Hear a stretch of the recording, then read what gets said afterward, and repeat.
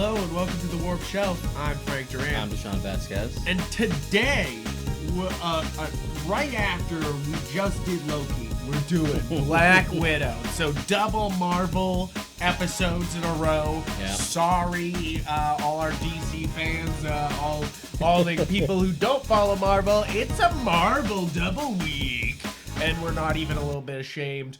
And Disney doesn't even pay us, which, like, which is the biggest shame of all. Really biggest shame of all. We need Disney pay us, please, so we can talk about these movies. But I'm sure they wouldn't like some of our reviews. But guys, if you've ever listened to any of our Marvel things, we have many Marvel episodes. Please check out our other episodes on any podcast platform or YouTube that you're on right now. We are going to be talking about Black Widow, which we just watched. I bought it on Premiere Access because Deshaun was like, I saw it and I didn't hate it. And I was like, well, that's very different than all the reactions I've seen. Yeah, which people have been just so mad about this movie. Kind of really mad. Which, like, I thought, seeing the reactions, I thought they were sort of being reasonable. Mm-hmm. But after watching this, I don't understand, like, why they were so damn angry. This is a lot of just fun and inconsequential fun. Yeah, it's just like it's not gonna blow you away. It ain't gonna do anything to change the universe. It is sort of a midquel in a weird place, but like it's a fun, entertaining movie that goes a little harder than I would have expected a Black Widow film to go. Yeah, so it wears its influences right off the bat. I want to say this: it wears its influences right on its sleeve. Mm-hmm. Natasha is seen watching Moonraker at one point, and you're just like. And it's like funny because you're like, oh, haha, who likes Moonraker? Yeah, but then, the worst Bond movie. But then it actually really applies to the story. And then, okay, so before we get into anything, basically what I'm saying is it's a spy movie, and it's a James Bond movie. That's what it is. It's James Bond with Scarlett Johansson, and if you're not down for that, then go watch another fucking movie. But, like, if you're like, hey, you know who'd be a great Bond? Natasha from the Avengers. You're like, or Scarlett Johansson. You're like, do you want a big bombastic spy movie with a lot of set pieces, but it's also a superhero movie by default because it's in the MCU? And it's very much a character movie. I want to say that, like, right here is that this is, and I think it's been warranted to be a character movie. This is Black Widow, which we've had literally, I think this is her 9th time as Iron Man 2, Avengers. Yeah, I think so. I think I'm right. Winter Soldier, Age of Ultron. After Age of Ultron, Civil War. Let me see. Infinity War, Endgame, Black Widow. Yep. So 9. Yep, yeah. I was right. Bam! I got the numbers in my head, bro. But no, what I'm saying is that, like, everyone's always like, oh, Phil Coulson and Samuel L. Jackson really hold the universe together. And you're like, I mean, it's Black Widow who's been in the most 1, movies.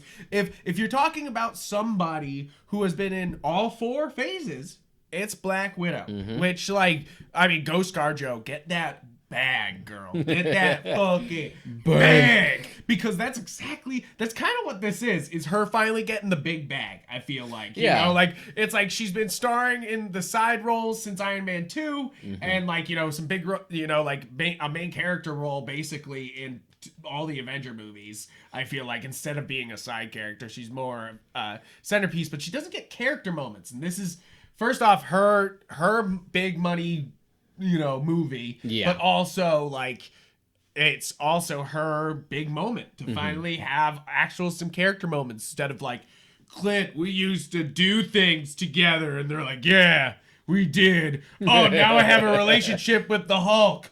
Okay. Oh, you guys were the only family I ever had. That was a lie. That's okay. I have a wife and some kids. It's just like, where do you guys come from? What can we learn? Can we learn more? No. At least in Iron Man 2, Natasha was just like a minor character who did some cool shit. She beat up a bunch of guys. Right, you were like, hey, Black Widow's here. Whereas, even though that movie sucked. Whereas, like, Hawkeye's just in a perch in the first Thor movie, just like, I'm here. Absolutely. Where it's one of those things where you'll probably forget about me by the time Avengers actually rolls around, which a lot of people did. Just like, oh yeah, he was in that. Oh yeah.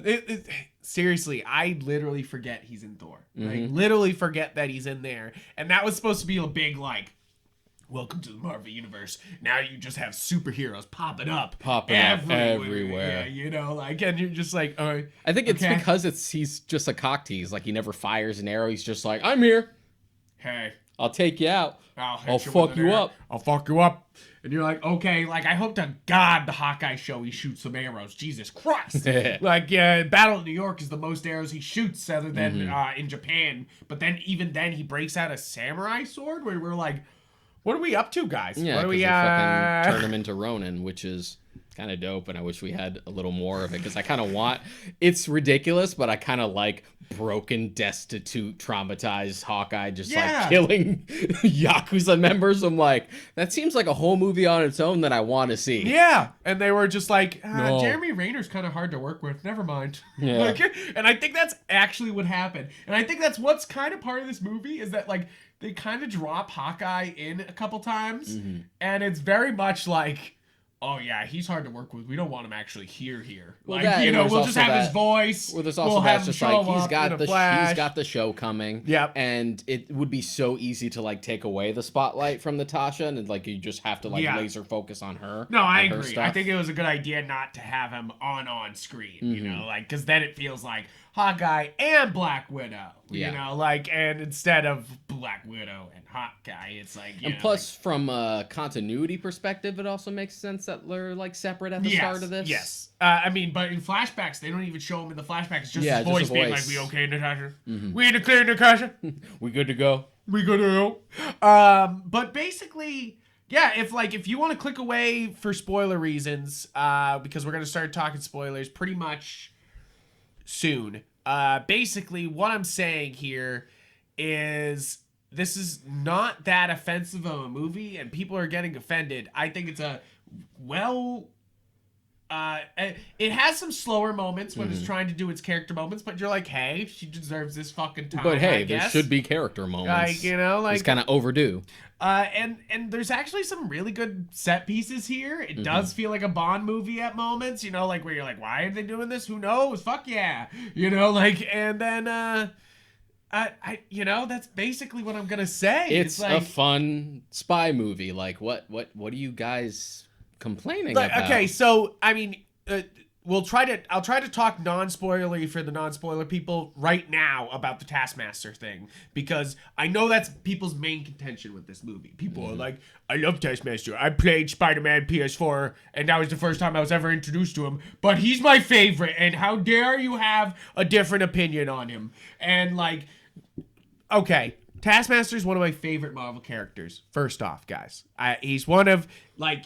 He's cool. He's fucking cool. He's one of the best villains. Like, you know, like, you got Bullseye, you got Taskmaster. You're like, hell yeah, these guys can kick the whole fucking Avengers ass. Yeah. Like, just those two. Just those great, silly little assassin characters. Like, I love those guys because, like, I mean, it's kind of like Deathstroke in DC. It's like, I love Deathstroke because that same reason. He can tear apart the whole Teen Titan team just by him goddamn self. Yeah. Like, Taskmaster's also a weird-looking skeleton dude in a fantasy outfit, right? So you're just like... Yeah, fuck it. Fuck it, yeah. That's cool. You're like, that's cool by me. And I really did love him in comics because, I mean, when he fights Spider-Man, it's always like, oh man, Spider-Man, I know your moves. And even though he's got the spider sense, it's hard to fight Taskmaster when it's your own moves and your spider sense going off. He is literally a walking, breathing Uno reverse card. Yeah, exactly. No, but you. And really, the twist that comes, no spoilers, we're not going to say anything, it's not offensive. And I feel like people being offended is a little bit of a sexist thing. I want to say, if you were really upset about this, I want you to think about why you were upset about this. Is it just cause? Or is it just because they changed your character a tiny bit? Or is it because it's... No, we're not talking spoilers. No, I'm going to talk spoilers now. Guys, get out. I mean, basically by saying sexist, you pretty much gave it away. Yeah, I gave it away. But, like, yeah, it's like... But that's what I'm saying, is that, like... Yeah.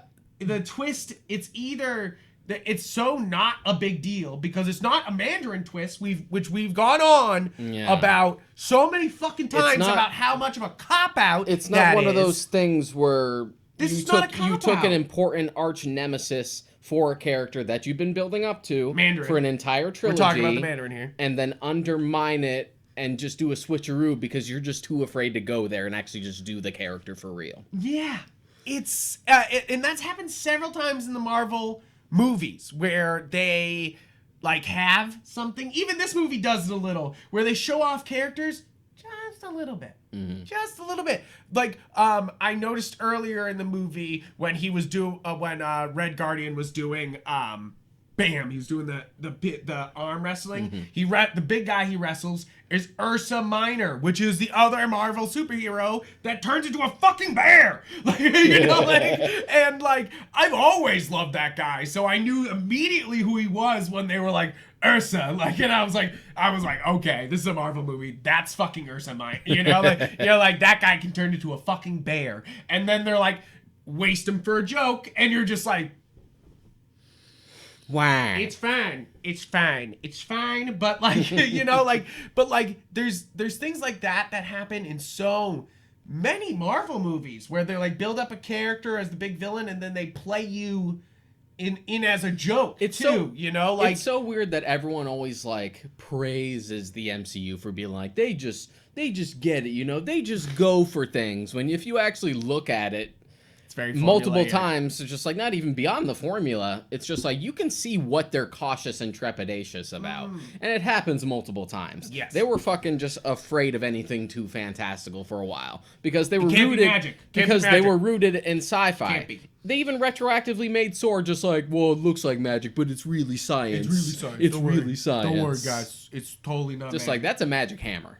That's a fucking magic. Don't give me that bullshit. It's just science, man. It's just science, man. Don't worry about it. It's just science we don't understand, dude. Don't even worry about it. Yeah, of course. It's like one of those things that like a lot of people are like, wow, Marvel really really sticks it to the comics. And then sometimes you have to be like, do they though? You know, like they're adaptations like anything else. They're not as like slavish to the material as you think they are. And it's one of those things that like we bring up the Mandarin, but what's some other Marvel superhero villains that were just like inverted? That were just like completely set up as something really big bad and then just I mean pretty much every Iron Man villain was set up is kind of not as bad as Mandarin where they set you up and then he's at least Whiplash. Yeah, Whiplash does. Whiplash had the race scene is pretty dope, and then after that he has like nothing to do. Nothing. And then he's killed off like pretty unceremoniously at the end. Right. And I'm trying to think of they do this a bunch though. Of course, Doctor Strange. That's the biggest one of them all. Caecilius. Where you build up. No, not Caecilius. And Dormammu. Dormammu. We fucking get Dormammu for the first. Dormammu. It's sorry, almost as if bro. he says it. Sorry. He says it a million fucking times. Dormammu, I've come to bargain. I'm sorry. Yeah, you know me. I'm just terrible with names. And from the Doctor Strange climax, I enjoyed that they decided instead of just making it a big magic fight, that they're just like, let's play with time and let's make him outsmart the villain. I'm like, that's cool. Yes. But Doctor Strange. It's one of the best parts of that movie. But Doctor Strange, especially from an origin story perspective, is super nerfed for the magic stuff because it's really just like we got runes, we got whips, and that's about it. And then we got a big rainbow face, and then I just didn't like the big rainbow face design for Dormammu. Where's the flaming head? Yeah. He has like one of the coolest fucking designs for any supervillain, and it's just like, nah, he had a big purple face. And it's one of those things that like most of us know that character from Marvel vs. Capcom, baby. You know, like that's where most of us know that character from. I don't care if you say you read him first in the comics. I know you met him first in the fucking Marvel vs. Capcom. Was like, who's this badass bitch? And then you looked him up and you were like, oh my god, he is badass. One of those, I think that, main fans of that character are like, why did we not get him? You know? And I mean, they do that a lot in Marvel, where they set up a character and then just completely are like, Never mind. It's just like, no, instead of like this like sorcerer looking thing from another dimension that has like this flaming head, it's really cool. It's just like, big purple face. To me, and as much as of a better effect as it is, to me, that's like not that much different than like Galactus Cloud in Fantastic Four 2. Just like, oh, you're afraid. You're just afraid. They're so afraid. You're afraid Galactus Cloud to just is go the there. worst. You're just like, oh my god, just make it Galactus. Like, stop with your cloud bullshit. But basically what I'm saying is that, like, yes, there is some great Marvel villains. Absolutely. We were kind of on an upswing as far as Phase 3 was concerned, but now we're starting to level out a bit. Yeah. But the problem is villains are often just treated as a means to an end. It's like, whatever, they're just a heavy, they're just something to punch. We really just got to focus on like the hero dynamic, which is fine, but these characters have existed for decades, and a lot of them have some like really great and poignant nuance. Yep. To like pull from, and it'll only make the movie better if you have a villain just as interesting as the hero. Yes, that always works. That's why some of the best villains also sort of translate to some of the better movies. Like Thanos is in the better movies. Yep. Killmonger's an amazing villain, which works out really well because they do the whole like, I'm the evil Black Panther, and you're just like, yeah, but I still love the way this person is characterized, and I get it. Yeah, it makes sense to me. It's funny because like what I'm trying to say is that the reveal of Taskmaster here does not do those things. It does not distract from who the character is. It doesn't change actually any of the situation really. No, and you know, it's a narrative twist, I would say, but it doesn't actually affect anything twist-wise. It's still Taskmaster, and at the end of the movie, Taskmaster's still alive and still is going to go Taskmaster things. I wasn't crazy about the way Taskmaster was done here, but that's more of a case of like, I wish the design was different. And I think the helmet is a little too Power Ranger-y. Yeah. I think that split down the middle is a little too weird. I think we could have gone, and I think we could have done more Taskmaster shit, and I think we could have actually gone further. Because all you see is the Black Panther claw, some Captain America, of course you see some of Black Widow, but I feel like we could have done more, you know, like, and I think we've also could have laid in a little. We've also could have like cut deeper into like the actual tragedy that this is like Dreykov's daughter. Yeah. Because when that reveal came, guys, spoilers are coming. Well, we already said that many times, but here we are. With that reveal, I did see it coming because they mentioned like the daughter. I'm like, well, if Dreykov survived, his daughter's probably alive. I saw Olga Kurilenko's name in the credits. She hasn't shown up yet. Where is she? I'm wondering who's behind that mask. In my mind, she's a big name actress, and for it to be revealed that she is Taskmaster is not a loss. She was literally. It's not a bad thing. She was literally on great. She's great all the time. She was on the short list for Wonder Woman when they were casting. Because she's great. Yeah. She's great in everything I've ever seen her in. I've seen Olga. Olga's in a bunch of things. Like, and it's one of those things that like. She's good always. I'm never like, oh damn, she's not doing so good this time. But the whole reveal and just that dynamic of just like, oh, it's harrowing and it's disgusting because he's using his daughter like a tool of war. It reminded me directly of the second X-Men film because they do something similar with William Stryker and his son. Yeah. Where he's literally lobotomized his son and just turned him into a tool. But in that film, it's so much darker. Yes. And with here, I feel like we could have gone even darker with it. Gone a little bit darker? Yeah, I agree. I think it would just add a little more weight. Yeah, it's definitely him using her as a tool the same as everyone else, but like, I think you're right. It could have been a little bit darker.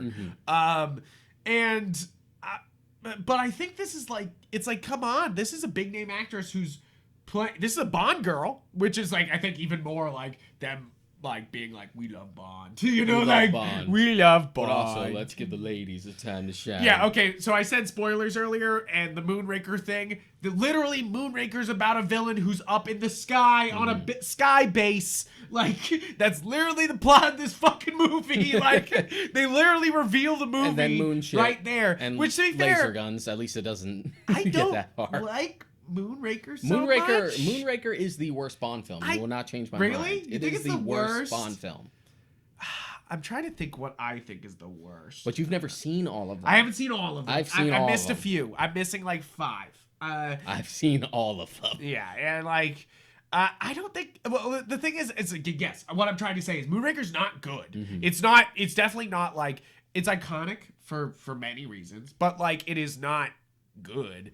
And this, if this is just a Moonraker remake, which it's not, but if basic premise is still there, this is better than fucking Moonraker. Yeah, you know, like this is far better. So basically, what we're saying here is that like people got really angry about this movie. I feel like, you know, yeah, like, that's what I was trying to convince you of. It's just like, no, I feel like we need to watch and this a lot because of people are really fucking hard on this movie for no reason. Really though, because I had a lot of people reach out to me and just say, you know, it was. So some people were saying it was boring, you know, like, and just not worth the time. You and know? I'm wondering if that's compounded as the fact that we haven't had an MCU movie for 2 years. Yes. And the last one we got were like Far From Home and Endgame, and they're expecting something bigger, even though this is a Black Widow movie. This wasn't gonna be a universe-changing thing. Yeah. I really kind of like that this is... The thing is, I think we haven't said it yet. This movie was supposed to come out years ago now at this point, you know, like... And even beyond that, because we did talk about, like, where was the placement for Phase 4 on last week's episode. Check it out. So... But even then, it also does put itself in an unfortunate bubble because we're getting it after Natasha in canon has already died in Endgame. And which is like, it's not a Loki situation where you're like, oh, but this is a different Loki. You're like, no, this is just young Natasha. She dead. Yeah, and it's one of those weird things where, and we had like brought this up a little bit at the end of the Loki episode. Someone had like pointed this out to me. I can't remember. I think it was like one film critic I follow on Twitter who had said, you ever notice how like all these modern female-led superhero movies are sort of in their own bubble, usually a midquel or a prequel separated from like big canon? So it's almost as if this is one of my main arguments. It's almost as if they don't have confidence in it. So if it doesn't work out for them, it doesn't affect anything. And it's really weird. I don't like it. It happened to Wonder Woman. Yeah, twice. Both of them are in like inconsequential areas that don't affect the DC 84 universe. 84 especially. They're like, she's supposed to be in hiding, even though the world just saw her face. But whatever. You know, like it's... And Captain Marvel's a prequel in the 90s for no reason. Had no reason to be that way. Just like the only superhero movie that had I had the ovaries to fucking stand up with Supergirl in the 1980s. That's all I'm gonna say. No, I'm just kidding. Don't watch that Supergirl. Movie's terrible. Please do not watch that movie. Save yourself. But the only exception I can think of, if you were like Superman 3 and 4 are pretty bad, go watch Supergirl and you'll be like, oh my god. Superman 3 and 4. The only exception I can think of is Birds of Prey. Yes, which is the only it's the only like superhero movie that it seems to be in continuity. And yes, Harley's not technically a superhero. Don't get fucking pedantic. Yeah, but you know what we mean. But hey, it's a Birds of Prey movie. It's got Black Canary. She's a superhero. You know, like if you're not. But Harley that's like one of the only examples. They didn't try to make it a prequel for no reason to be like, oh, this might affect the universe, and what if it doesn't work out? It's really fucked up. I don't like it. Yeah, it is. I feel like we'll say that kind of a couple times this episode, is that there's a few like weird things. People were clamoring for a Black Widow movie basically right after Avengers came out. This is 2011, 2012. People were like, give me a Black Widow movie. Like, she was kind of just an afterthought in Iron Man 2. Like, she's just there to look hot and kick ass. There was a script, and they said that they were shot. They like brought it to Disney, and they shot it down. Like, it just did not go anywhere. And I remember because again they were afraid. And I remember interviews from back in the day, like post Avengers, where everyone was just like, "We like Black Widow in Avengers. We like the way she's characterized there. We want her to have her own movie." Yep. And I even remember interviews from back in the day of like Feige sort of like circumventing the question. Yeah, he's like, I want to do that, sure. Just like, yeah, potentially, like down the road. We're not saying no. Just like very PR. He's very PR trained. Of just like, we ain't fucking doing that right now. Yeah, he's like, I ain't saying anything. And then so we finally get it, and it's like after Natasha's already been killed off. It's fucked up. Yeah, because this definitely, I mean, even the placement of the film happens right after Civil War. Right after Civil War and leading into Endgame. So Infinity War. And Endgame by extension. Yeah. But like, it's one of those things that you're like, if that actually came out at that time, this would hit a lot better. Yeah, it would have hit better. Like, and sure, it's fine that it's happening after the fact, but it's one of those things it's one of those things at the back of your head. It's sort of, and of course, this is just escapism in general. Of course, even if it wasn't a prequel, that Natasha's gonna make it out of this. Yeah. If she's going anywhere, it's gonna be in like one of the big crossover movies. But it's still, you have that needle in like the back of your mind of just like, this is a prequel, so I know she's gonna make it out of this. Well, that's why they got to introduce the other characters. Exactly. Obviously. I think that's something we haven't said yet about this movie. Is it's got a great cast. I think that's what absolutely carries this movie. Absolutely brings it over the edge into being pretty darn good. Yeah. Is that I'm not saying it's great. I'm not saying you're gonna be wowed by Black Widow, guys. I'm not saying go watch this and be like, wow, fucking better than any Bond movie I've ever seen. Like, no, I'm not saying that. I'm saying it's a fun Bond-like experience with Marvel fun. But the cast really fucking sends this. First off, name him for me so I don't mispronounce him. David Harbour as Red Guardian. You would know him from Stranger Things. This is actually, I think, the third superhero movie he's been in, because he's in a bit part in Suicide Squad. And he's Hellboy, and now he's Red Guardian for this. Then you have Florence Pugh, who I know specifically from Lady Macbeth and Midsommar. Yep, and she is, first off, she's such a talent. And she's great. We are like on the cusp. Great. After this, we're kind of on the cusp of like the Florence Pugh renaissance. Yeah, she's so fucking good in Midsommar. She's very good in this. Yeah, I think she brings a lot of the heart to the actual to this movie. A lot of what carries this movie is her. And I can see why Marvel watched a cut of this movie and was like, all right, you're coming up. You're the next one. Yep. Yeah. You're because they are definitely again, we've already said spoilers, but like they at the end cut after credit scene, they are either setting up a Dark Avengers or something like that, and she's going to be the Black Widow in that, which I think is smart because you can't do the exact Dark Avengers from the Dark Avengers book. Which I'm bringing up Dark Avengers because Dark Avengers is my favorite Marvel book. Hands down. I fucking love Spider-Man, and there's some great Spider-Man stories. But if they're talking about one of my like favorite absolutely bonkers stories in the Marvel universe, it's the Dark Avengers. I have them both. I love it. There's no fucking greater like primal easy joy than just like we flipped the Avengers. I know, it's so easy. It's the evil version. It's so easy. That's why when they're setting it up, I'm like, you bastards. But at the same time, I'm like, let's do it. It just appeals to that, like, that inner 10-year-old. He's just like, oh my God. It's just like, who's the villain? It's the evil version of the main character. Oh my God, it's the evil version of the main character. Yeah, right? But you can see what they're doing here. So, and I want to bring this up and this cover to bring this up. So, we don't have an X-Men. But you replace X-Men with Black Widow, and now you have the new evil Black Widow. And then you have... you're probably we might get a Spider. Who knows if we can get like a Venom into the Dark Avengers? I don't know if they'll be able to pull that off. But a dark Hawkeye at some point, that's coming up maybe. Like that's definitely like something that could be coming. The Miss Marvel show's coming. So you get one evil Miss Marvel. It's the thing you love except evil. And then they already have, instead of Iron Patriot, which I'm sure they'll actually fucking do. They won't do Norman Osborn, of course. I know, like, of course, this will not go down like the comics. There's no way. And that's the reason why I love this one. It's like Norman Osborn in the fucking Iron Man suit leading the Dark Avengers. Hot damn, it's fucking fire. And another point against Iron Man 3 is that like Iron Patriot was such a pointless little thing of fan service and went nowhere. It really was. And then he went back to War Machine the very next time he showed up. Right.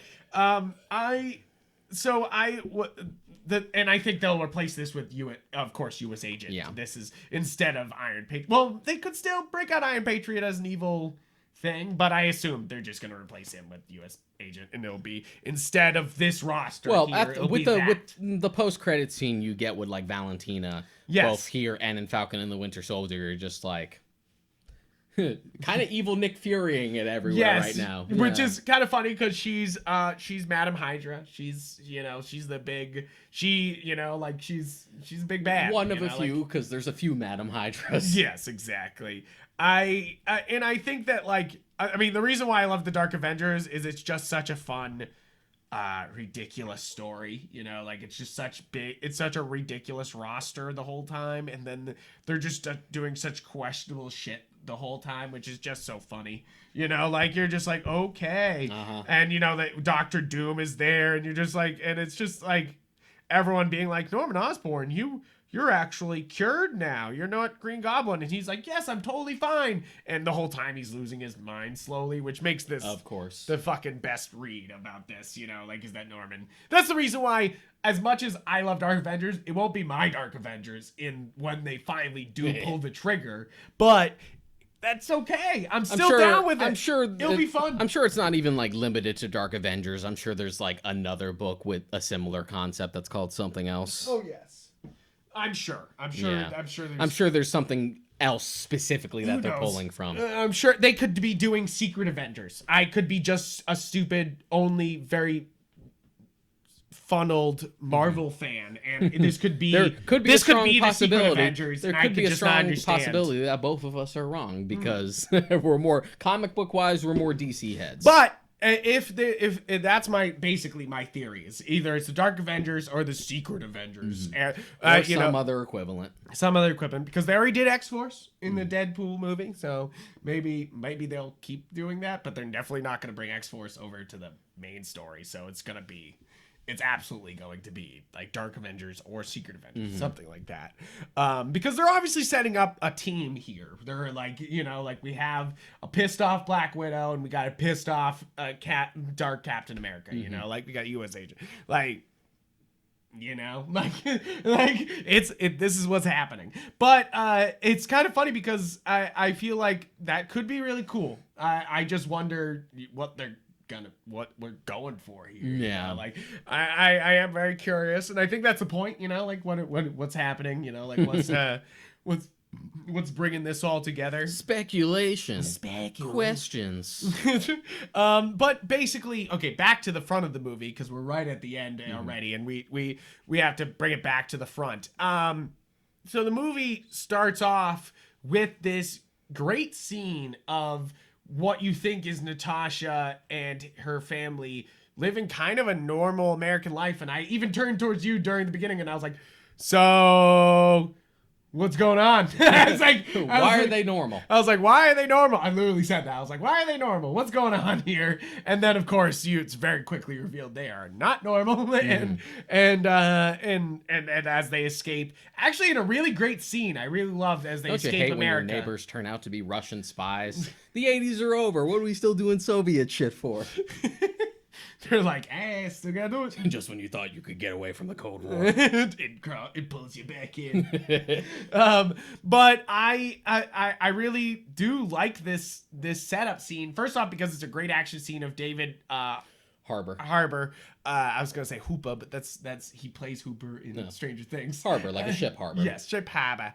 Like Harbour, past in Harbour. But the sorry, he's sitting on the wing of their plane as they're trying to fly away. This tiny plane as they're trying to fly away to Cuba. And he's just laying on the wing with a gun, and just it's fighting back. Dope. It's kind of, I was saying James Bondish, but also that moment is very Indiana Jones in a way, where he's sitting on the wing. And there's plenty of James Bond influence in Indiana Jones to begin with. To be fair. And I really got some good vibes immediately from that, I think that's what I think offset me almost immediately is that I kind of went into this movie being like, I saw some bad green screen shots of this movie. I'm worried that there's a very low budget for this. And then I see this awesome, dope scene of him fighting on a plane wing, and it actually looks like they're doing the stunts, and you're like, oh, this is this is good. You know, like you're like, hey,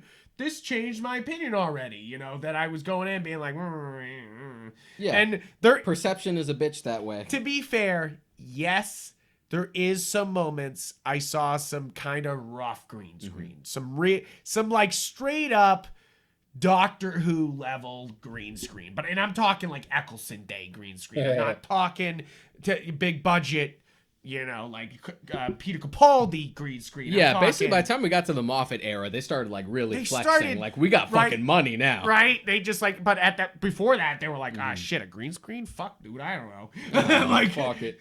And like, there's definitely moments in this movie, even at like sort of the climax where they're like, she's shoving the shock sticks into the helicopter propellers. Yeah, it didn't look good, you know, like, and that's a big scene, and it looked like Blue's Clues level green screen. But it's also so quick, and yes, I think any normal schmo going to see it isn't really going to even notice. Yeah, I think that's always the problem, is that as guys, I mean, I work in production. We went to film school. We went to film school together. We watch movies all the time. It's one of those things that, like, you know, and we work, and all we do is think about movies pretty much, you know, like, if we're not gaming, we're thinking about movies or watching movies, you know, like. What humbles me with stuff like this is basically whenever I talk to my brother, who's just not inundated with this stuff all the time. Yeah. So he's just like, what do you mean you don't know about this movie that's been in development for like 5 years that everyone on the internet that I know talks about it? What do you mean you don't know about it? It's just like, oh, not everyone just obsesses over this shit like I do. You never know. Outside the bubble. Yeah, exactly. But it's true. Most people are probably going into this movie going, Black Widow movie, cool, you know, like, and that's why it's doing well. But then it didn't do well the second week. It had a huge fall off, and AMC and a bunch of the other theaters, Showcase, are straight up blaming Disney Plus, being like, no one's coming back to the theater because they can just buy it on your service. And you're like, yeah, like, that's the future, bro. Like, that's I don't know what to say, you know, like, as much as I love going to the theater, people who will have the option to not go to the theater will do it. You know? And to clarify, I saw it in theaters. Yes, you saw it in theaters, and then because second time watching it was on my mostly screen. just because of how expensive Premiere Access is. It's $30. If it's $30, I might as well go to the movies at that point. No, especially since I have the means to, because I'm all vaxxed up. Yeah, my thought process was that if I'm going to a good movie theater, sometimes it's $15 a ticket. That's 2 tickets. You know, I was kind of like, and we'll do this episode, you know, like I was like 2 tickets and we do it. Well, 2 tickets for me, but I actually get to see it on a nice screen. Yes, I know. Hey, you call my screen not nice? How dare you? I'm just saying, Frank, you vaxxed up, and it seems like you've fallen back on your old habits and not going back to the movies much. I went to. You said you were gonna go back. You said you were gonna get into the habit of going back when things calm down. I saw Godzilla vs. Kong in theaters. That is true. So you know, but I will be going back to theaters. I was just kind of hesitant on Black Widow because of the green screen I saw. And to be fair, yes, I'm calling it out. Outside of context, it does sound like pretty snooty. Yes, like you say that without like all the prior context and like the conversation. You say, I didn't want to see Black Widow because I saw some green screen that didn't look great. It like, does sound snooty. Fucking film nerd. It does fucking sound terrible, right? You fucking snob. You're like, you piece of shit. But like, I really was. I was kind of like, well, if they did, you know, like, it's sometimes when you're like, well, they didn't care. Should I care? You know, like, but they did put the care into the rest of the movie. I will say that. There's some green screen moments that I don't think look super great, but that's not. Black Panther's a great movie, and the whole final final act looks like crap. Yeah, and it's funny because you have movies like The Incredible Hulk where the whole final scene is all CGI, and it still looks good to this day. You know, like sure, there's some moments where you're like they're a little stretchy. But not like Black Panther, where you're like, whoo, they stretchy, you know, like. And T'Challa and Killmonger in the air like fucking Sam Raimi Spider-Man little string beans. Yep. I mean, definitely there's some moments where there's CGI Widow, and she's flinging through the air, but it looks pretty good most of the time. She doesn't look too stretchy, but like, you know, like that's what That's why I always say there's always like when you can tell bad CGI, it's like the human body kind of overstretches itself. Yeah, and you're there's like, some impressive ooh. moments. I think one of the more, and it's subtle and sort of like you wouldn't even notice, and that's the point. Yeah. Is like David Harbour like jumping up onto the balcony Yes. from a wide shot, and you're just like, oh, I can tell that's CGI because I'm like really looking at it. But They did the a good weight, job. but the weight seems right. They're making sure that like his shirt is like flapping in the wind, so it just like looks good. Yeah, no, that was a really good one. It's all like the little touches. If you don't notice it, then that they've basically done their job. And you know, I'm criticizing that, but then like the whole tower falling from the sky looked fantastic the whole time, and then when it hit the ground, it looked even greater. You know, like, and I was kind, you know, like, so I'm complaining about it. I almost kind of wish there was because and it probably would have been maybe too over the top, but that moment where like Taskmaster's fucking dive bombing after and they both land on the platform and just like, you guys gonna fucking fight on this platform while it's falling through the air, like Super Smash Brothers. Yeah, like, it's some Final Destination shit. But no, they like get off of it pretty quickly. I know. I'm like, no, come on, just do like, it. Cool sky battles. This is something we haven't seen a fucking skydive fight. Let's do it. Yeah, let's do it. That's the thing is, I think there's a lot of great action set pieces here, like especially when we're coming off of like Falcon and the Winter Soldier, which was also sort of like political thriller, sort of spy stuff, because it's like trying to be like Winter Soldier and Civil War, especially the former. Yes. And you go to this, you're just like, yeah, this is more like it, at least as far as spectacle is concerned. Yeah, absolutely. I absolutely love the scene of Red Guardian escaping out of jail. Like, that actually was a really great set piece. They bring in the helicopter down, so they're taking out all the guards as an avalanche starts. Like, come on, this is pretty great. Like, you know, like, I was kind of like, wow, this is something. It's one of those things where like I feel like it automatically right there kind of outclassed, like that scene outclassed most of the Pierce Bronson like action scenes in James Bond wise, you know, like it kind of did. The only good Pierce Brosnan Bond film is the first one, and you haven't seen it. Yeah, I still haven't sseen it. I'm sorry, guys. It's one of those things where I don't like Pierce Bronson, and I know I'm gonna get like a fucking comment about that. They're like, you don't like Pierce Bronson? Haven't you seen GoldenEye? And I'm like, no, I have not. Well, GoldenEye was Martin Campbell, who would later go on to direct Casino Royale. Yeah, I'm not saying I'm against seeing and if we're going it. by, I just don't like and Pierce if we're Brosnan going by movies, physical descriptions of the way Bond is described in the book, Pierce Brosnan is actually the closest pretty one. Spot on. No, to be fair, he's always looked the part. Yeah. You know? Like, he definitely looks the part. I'm not going to question that. I'm a Timothy Dalton guy, and I only got fucking 2 movies. I'm a Sean Connery guy, and he doesn't look anything or sound anything like James Bond, but, you know, he's iconic that way, you know? Like, he's just like he is in Homelander, and he's like, I'm a Spaniard. You're like, okay. Sure. Who decided this? You mean Highlander. Highlander, what did I say? You said Homelander. You've been watching The Boys. I have been watching The Boys. Little peek into that. I'm almost done with season 1. The Boys is quite good. But yeah, just like, I'm a Spaniard in like Hunt for Red October. I'm a Russian. It's like, sure. I'm a Russian. Russian. Careful what you shoot at, Jack. Things don't react well to bullets. And you're like, what did you say? Russian, man? Like what an accent. Like, you know, like, but that's Sean Connery. Neither here nor there. That's either here nor there. But I mean, that is kind of funny to this movie is that Natasha's not doing a Russian accent at all, but everyone else is, you know, like, and to be fair, I think Florence is Hugh is quite. I was just gonna say Florence. We're on first name basis now. But we had dinner last week. Great terms. Great terms. But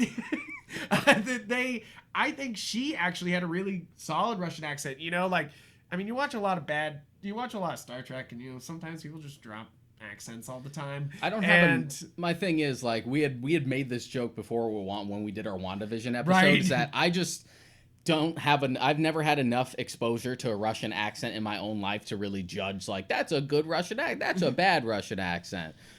Whereas like you have actually said it's like I grew up like knowing some Russian people. I'm like, well, I did it. So I don't know.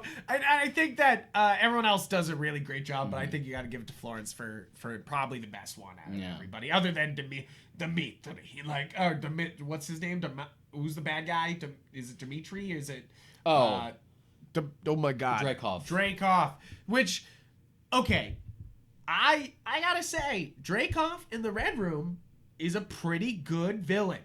here, you know? Like, this is... It ain't like fucking A-tier Thanos level or anything, but like, this is a very effective, great performance and a fucking despicable human being. Yeah, and they do, like, and if we're talking, like, another Bond comparison, this would be a good Bond villain right off the bat, you know? I remember Gail Simone posting about it, where it's just like, I love the MCU. I feel like Dreykov is the only villain that I just, like, loathe with every fiber of my being. Yeah, she was like... Oh, I get that, because that one's cutting real close. Yeah, he's a fuck. Like, you know, like, and I think that's one of the best parts is that, like, this is an actual Marvel villain who's literally an asshole, not just like, ha ha ha, I'm evil for evil's sake. He's just like, nope. Tony left me. Tony stood me up on a roof. I'm gonna fucking become hot. Oh my god. Yeah, and I'm gonna explode. I'm gonna rule the world. Just like, oh my god. Yeah, exactly. Like, this was actually like, you know, a former runner of... For the record, whatever this KGB fucking trope is of like nerd feels wronged by main character so becomes hot and will get revenge that we've had since like fucking Batman Forever. It has never been done well except for Syndrome in The Incredibles. Stop fucking doing it. Are you saying Syndrome's hot at the end? No. I don't kink shame. But it's just one of those things where it's just like the former like nerd who aspires to be just like main character, but you wronged me. No, I feel like somebody made a good point the other day. They're like, Syndrome's fucking ruthless because he got dissed once and he was like, I'm gonna fuck the entire planet up. Like, dissed once, you know, like not even like What was the last time you watched The Incredibles, like the first one? Sort of recently. It's great. It's so funny. The way Syndrome is characterized in that movie is like ahead of its time. Yeah, it's it really like, is. Oh my god, these are literally this is literally a toxic nerd with power. Yeah, like they were like making a comment. They fucking nailed it. Yeah, they didn't. You know, they were making the comment right then and there. So, Black Widow, great villain. I think that he, not only is it him, but it's also the whole Red Room being like an actual threat, which we've hinted at before. It's always been like a thing in Natasha's backstory in the comics. It's been teased. There's a little bit of it in Agent Carter, which I guess is the only show they willingly acknowledge, only because you have human Jarvis in Endgame. Yes. So it's just like, okay, they're acknowledging that in some shape or form. And then they're like Agents of S.H.I.E.L.D. though. And you get a glimpse of it. Which even here I felt like they could have used like one Agents of S.H.I.E.L.D. character at that first montage, you know, like being like sort of young. Somebody. Not even Coulson. It doesn't even need to be Coulson. But it could have been somebody, and that would have been like fun. You know, like, but I don't think I need any more of rubbery Clark Gregg like it was in Captain Marvel, because boy. Oh boy. Yeah. Sam Jackson looked pretty good except when he had to run. Yeah. But Clark Gregg looked rubbery in Captain Marvel, and it was really sad to watch. Yeah, you're like, but yeah, and so the Red Room was also hinted at with the flashbacks when Wanda's fucking with everyone's minds. Natasha gets visions of her training in the Red Room. Yep. And Julie Delpy's also there from the Before trilogy as like her teacher, which is really cool. Yeah. And then they're like, they're like not that, but in this movie they don't deal with that at all. Like, but I do really like this villain. It like, the thing is that if we're comparing more Bond movies, because I think you have to when you're talking about this, Quantum of Solace, you have the fucking evil organization Quantum. They do so much better of a job characterizing what they are than in Quantum of Solace. Because we didn't have the rights to use Spectre yet, so we're just gonna Quantum, and then we're gonna retcon it. And then we're gonna retcon it in Spectre that Quantum was just a branch of Spectre because we finally got the rights to use Spectre. But like, that's the problem, is that like, even when they get to Spectre, it's like kind of just like them being like, he's Khan in Star Trek Into Darkness, and you're like, cool, like, you know, like, you're like, this isn't working the same way it did before, you know, like, this isn't clicking like it should. I mean, when you introduce Spectre, you know you're gonna fucking get Blofeld. Yes. I have less of a problem with that, and more just like, I'm your secret fucking brother, blah, blah, blah. I've been everything you've been through has been all part of my master plan. Well, of course. Which is just a lazy way to be like, let's add stakes. Yes. He was the puppet master, and everything has happened coincidentally according to his very convoluted, we will not explain plan. It's like fucking Xanatos from Gargoyles. Just like every episode, all according to plan. Just like, what, motherfucker? yeah, like, what? You're like, no, I don't think so. No, I don't think that went according to your plan. I highly doubt that was your plan, you know? But what I'm saying is that this villain and organization is categorized so quickly and so well that it makes it threatening way faster than Quantum or Spectre is done. In the modern movies. I really like the opening, not only the like escape from the U.S. and like going to Cuba, but also like the opening credits is just like, all right, kids, time to be child soldiers. Yeah, and you get like the glimpses in the credits of like them studying American culture and stuff like that. You're like, ah. Well, this is fucked. This is fucked up. This is fucked up. But I do say that there's it's got good villains, it's got good set pieces, because we brought the helicopter scene before, but there's also like the Florence versus Scarlet scene right at the beginning that's actually a pretty good fight that leads into even more of a fight, There's a lot of Scarlet being thrown around in this movie. She's getting tossed fucking tossed everywhere. I do want to say that like it is weird that like, okay, so this is the female directed, produced by Scarlett Johansson. And she's always said that she hates that she's just eye candy in Iron Man 2. And then there's still tons of butt shots, like straight up butt shots on Scarlett Johansson. Like just staying behind her on her butt as they move forward onto something. There's like 2 or 3 like really noticeable ones. I feel like a lot of the other ones are kind of circumstantial just because the way that outfit is made, even if you show her back, you're immediately going to be like, ass. Just like, it just fucking draws attention to it. You could literally put like a neon sign on her lower back. Yeah. Just like, ass. But it's kind of like, I think it's kind of strange that like, I know they did it so many times in the original Iron Man 2, and they've done it a million more times in all the other movies that she's been in, where they're like, oh, Scarlett's here, better put a butt shot in, like, and you're just like, what the fuck? Like, like, it's like, and yes, the Marvel movies are equality driven. They do butt shots on their male heroes all the time. America's ass. Like, I'm not criticizing. It is just, I feel equal like opportunity. Yeah, and in my mind, everyone's got an ass. So, like that's always been my thought process on it, is everyone's got an ass. Who cares? It's like, it's not scandalous, like everyone's got an ass. But it is kind of funny that like even in this like fully female led story, they somehow sneak in 4 or 5 ass shots, and you're just like, what the fuck is going on here? Like, we didn't need these, like it's still 4 ladies in sexy leather suits the whole movie. Why did we need more butt shots? Like, I didn't know this was Charlie fucking Angels. I think it's also the outfit and the fact that ScarJo has always kind of had an ass. So it's going to draw attention to itself. I'm not, cheers to ScarJo's ass. I mean, no fucking complaints here. I'm not complaining. I'm just saying it is strange in such like a feminist environment to have ass shots. But I guess, empowerment. Who gives a fuck? But, like, and who knows what they feel about mileage will vary. You'll get a different answer depending on who you ask. Yeah, right. So, that's all I'm saying. It is strange. But I will say that, yeah, I mean, that's also a huge plus of this movie. Scarlett Johansson in a leather suit, Florence Pugh in a leather suit, and Rachel Weisz in a leather suit. Right, Rachel Weisz in a leather suit. Like, come on. I know a lot of people are like, but she's getting older. Come on. She is a smoke show. I don't care. I'll try to be respectful to Scarlett Johansson, but I will, like, come on. Rachel Weisz is in her 50s now, and she's still looking like she just came off the set of The Mummy. I don't give a fuck. Like, holy crap. Like, I don't know how they didn't like remake The Mummy with her still in it, like, you're like, damn, you look great. Like, like, you're like, damn, what the fuck? Like, and like, I mean, I know Brendan Fraser's gone through a lot, but like he's not in the same shape he was, and she's still in the same shape. Like, I don't understand how she does that, but you're just like, damn, holy crap! Like, I think David Harbour does a great job of a lot of the physicality that's going on here, because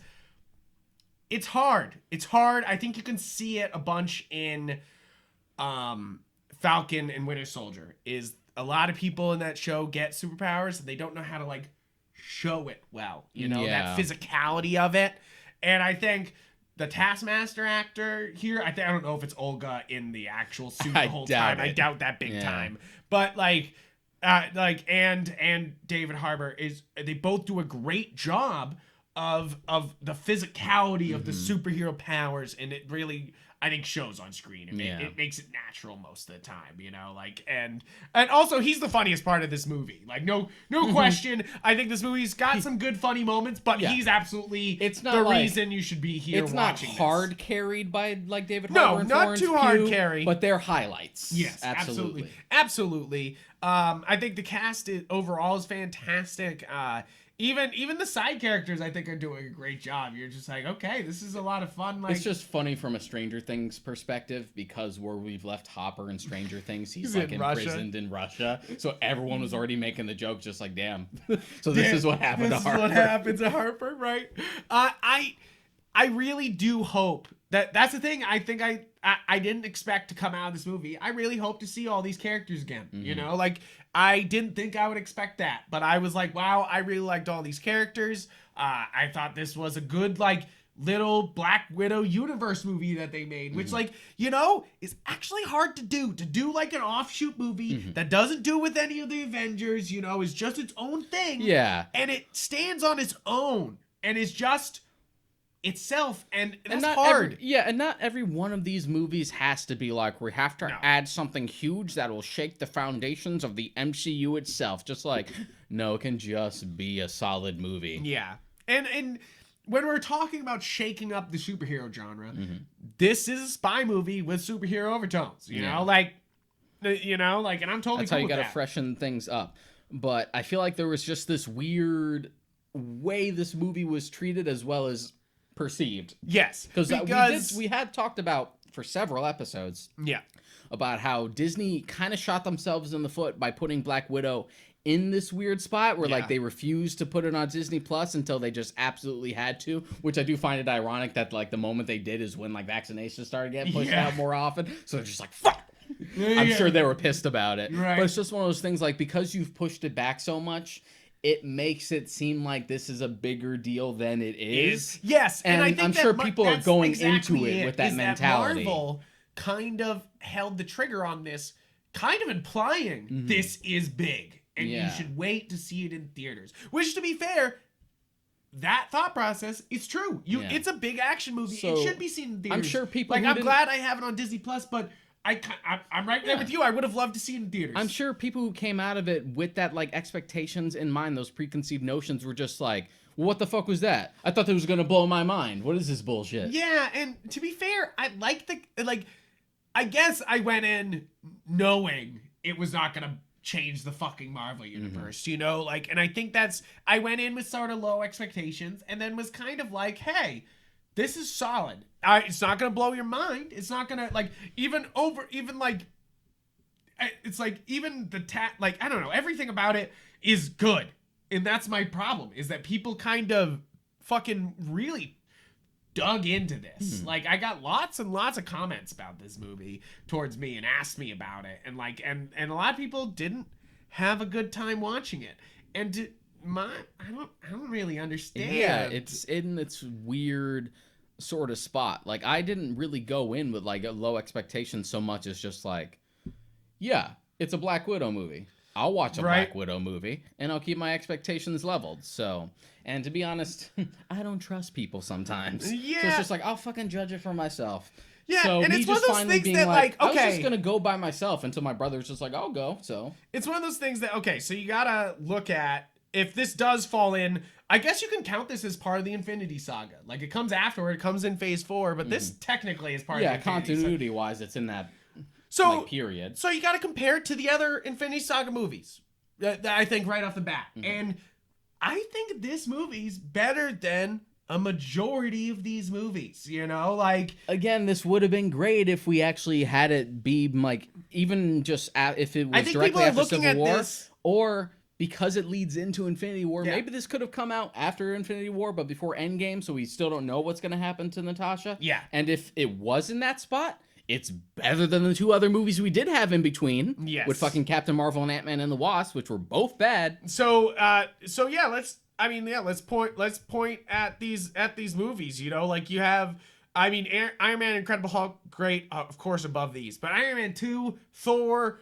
like those, and Thor 2, and even Iron Man 3, all not as good as this, you know, like this is like, and sure, there's of course the Winter Soldier and Guardians. Yeah, the first Cap is all good. The Avengers is good. Winter Soldier is great. Even the Ant-Man, the original one, Ant-Man is solid. Ant-Man's solid. It's like, yes, you have all these great movies, but there was a bunch of like floundering stinkers. Yeah, at there's the some beginning, middling ones. You know? Look, like, it's rule of averages. You have a franchise going on for this long, you're gonna get ones that are just like, yeah, that was good, that was solid, and you're gonna get bad ones. Yeah, and I really do think that this fits into the MCU and does well, based against its peers. You know, like I think people are looking back at some of these Marvel movies with some rose tinted glasses. Yeah. You know, like, because I mean, I'm looking at this image right here that's listing all these movies,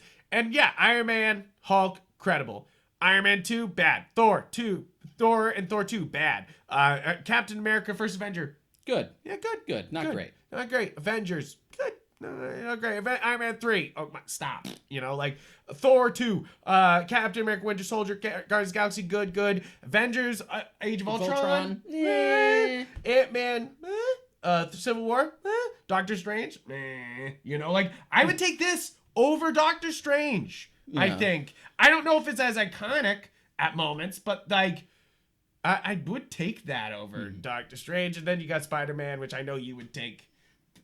Probably this over Spider-Man. Homecoming is very like. You don't like Homecoming. I do. I think Homecoming's fun. Homecoming needs stakes. Hey, it's got Vulture in it, bro.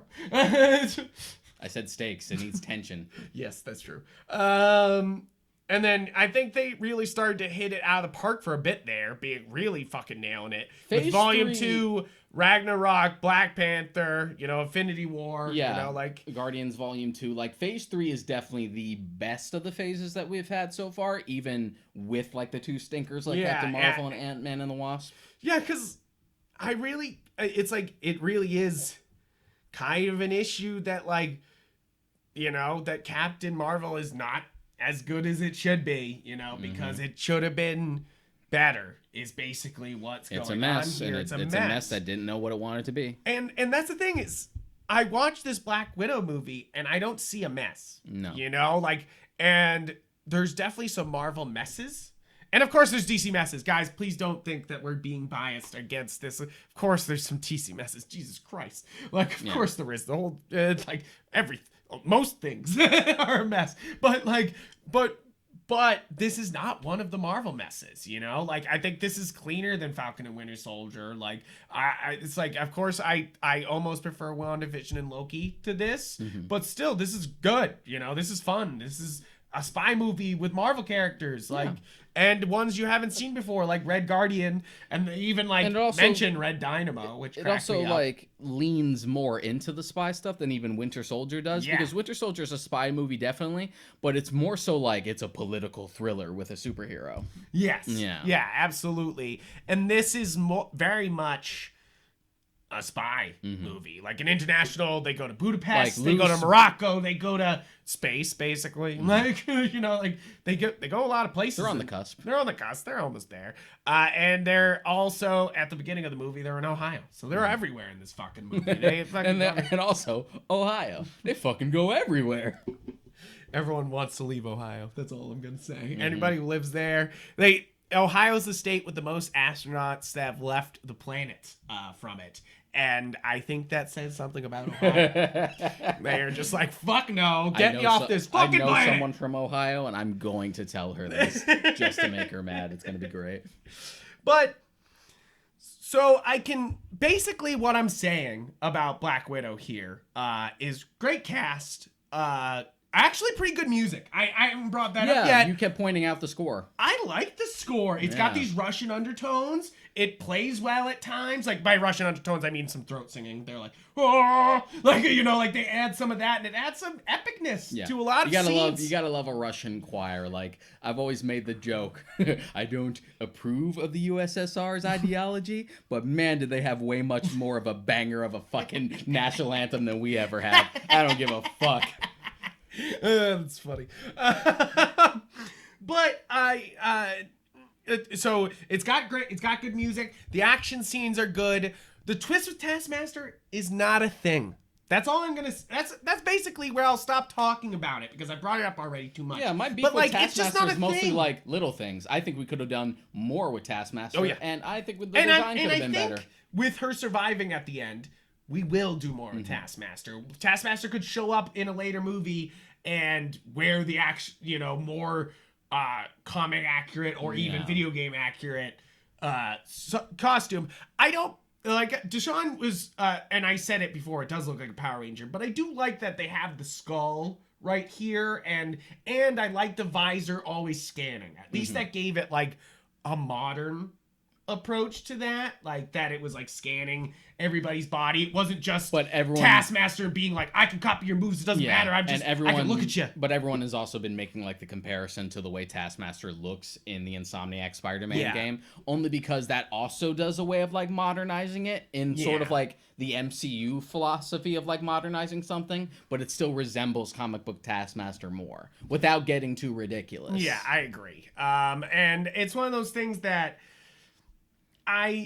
it's really like, that's the part you should be mad about, is that the costume's bad. Not that she turns out to be a woman and that it's not your Taskmaster, you know, like that's, because that's what I think your complaint is here, is that you're like, oh, it's not Tony. And you're like, I don't give a shit if it's Tony, you know, like this is not the same sort of twist as even Venom from Spider-Man 3, you know? Like, this isn't even the same thing as that, you know? What do you mean by twist? Not even a twist that, like, you know it's Eddie the whole time. Like, it's gonna be him. But, like, that it's, like, you know, a small Eddie instead of it being a big, you know, like... just, you know, like representing the characters from an aesthetic standpoint. Yeah. But the thing is, first off, it's Olga, which she's beautiful, gorgeous all the time, and a really good actress. I think she... when she's on screen for that little bit, they're trying to make her look scary by giving her like the scars and like you're like blown out still beautiful. Just like, no, yeah, who cares? Nope. Yeah, didn't still work. A Bond girl. Can't didn't fucking work. do that. Can't hide that. But like, it's definitely one of those things that I'll say it doesn't matter. Like to me, as even a Taskmaster fan, as a guy who's really excited for Moon Knight, and I know they're very different characters, but they're, you know, they have similar people, similar fan bases. I feel like Taskmaster and they've had many encounters in the comics, Moon Knight and they're both like characters that are like very comic booky outfits with hoods. Yes, exactly. They're very hood. One of those things you're just like, you try to translate to live action, you're just like, oh boy, here we go. Here we go. But I mean, I'm excited for Moon Knight. But what I'm saying is that twist, first off, isn't much of a twist, but so I don't know. I mean, it's a good twist for the plot. Like, oh, you thought the daughter was dead, but she's been fucking your ass up this whole movie, actually, this whole time. Yeah. Like, again, I just wanted to go further. Yeah. That's my complaint. I think we could have done more, and we can potentially. And I think we said it before. They only did like Black Panther, Captain America copying, and a couple others, and Black Widow, and you're just like, and you're kind of, and I'm sure there was moments where he copied Hawkeye, but like, and you saw him watching Hawkeye, you know, like, but it's kind of like, we know Taskmaster could do more, so let's see him do more, you know, like, it's, okay, so what I would say is this is not like Rhino, where you get to see Rhino for a few seconds and that's it, and you're just like, cool, so I didn't get to see Rhino at full power, I just get to see him for a few seconds. This is not like that. This is definitely like, you get to see Taskmaster the whole fucking movie, and then they just reveal it's a girl, like, you know, like, and you're just kind of like, okay, like, you know, like, all right, moving on, okay. But again, great cast, great music. I wouldn't say it's a solid twist, but it's enough to move the narrative forward. And I think that action pieces are great. This. It's a solid entry for the MCU. It's basically as like far as it goes. Like there should be no. I feel like there should be no overly extreme reactions, either positive or negative to this movie. No, I thought this would be very meh. This isn't I thought something people would be like, man, okay. This isn't something to slobber about, but this also isn't something to be upset about either. So before people were upset with Mulan because they paid $30 for Mulan and then there's no singing in Mulan and they're upset. And like I said before, Mulan I liked out of the Disney remakes because they were at least doing something completely different instead of doing the same thing with new skins on it, like a bad remaster or something like that. Like this, at least Mulan was like, hey, we're doing completely different, like we're trying to do a true Chinese story, which and I understand why people would be angry sort of by paying $30 for that and getting that instead of what they expected. Yeah. But here, it's a Black Widow movie. You pay your $30, you got a Black Widow movie. I don't see the hubbub, and yes, you can absolutely have this mind that, yeah, it's, kind of inconsequential and, doesn't really matter to everything. And you're like, well, the producers did that. That's not really the fucking movie's fault. Movie tries to be big. It actually adds a lot of stakes. Like the whole time it adds a lot of stakes. I feel like the Red Room it's much bigger. Really adds a lot to it. Much bigger in scale than I thought a Black Widow movie would be. Yeah, I thought, they would go in and take Dimitri down, and that would be it. But then the whole base coming down and that he had controlled people all over the planet, you're like, hey, that's some stakes there, Yeah.